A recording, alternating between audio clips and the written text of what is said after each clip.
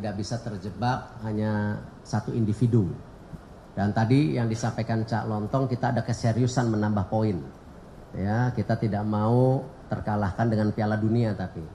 Dan ini hitung-hitungan poinnya luar biasa loh. Kalau kita seri itu dapat poin 4,55. Kalau menang 9,55.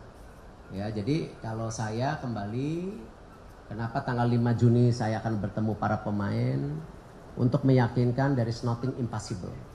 Ya, semua di dalam bola itu harus bisa.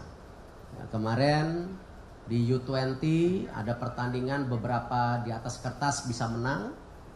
Terbukti ada juga yang kalah. Brazil kemarin sempat kalah 3-0 dari Italia, akhirnya 3-2, akhirnya Brazil lolos. Tim Jepang yang tadinya di pertandingan pertama lawan Senegal menang 1-0, di 2 pertandingan berikutnya kalah, akhirnya tidak lolos. Dan terus terang Jepang kecewa berat. Nah, jadi hal-hal ini harus kita biasakan, jangan sampai kita membawa tim besar, itu langsung seakan-akan kita ngeliat tembok gitu loh.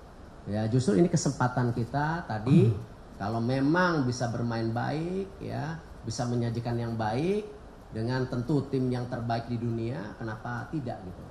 Dan tentu yang pasti ya komitmen dari Argentina, mereka sudah membawa full tim. Ya, ini apresiasi yang luar biasa. Hanya salah satu pemain yang saya sukain nggak dibawa karena main di Liga Champion.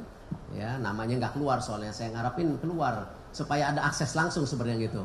Cuman ya ternyata nggak diikut sertakan. Memang ada aturan FIFA karena ketika mereka bermain Champions League dalam berapa hari mereka bisa dibebaskan gitu. Sayang sebenarnya. Gitu. Ya, 2 terakhir cukup.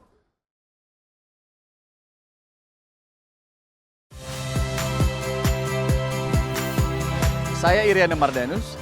Saksikan program-program Kompas TV melalui siaran digital, pay TV, atau media streaming lainnya.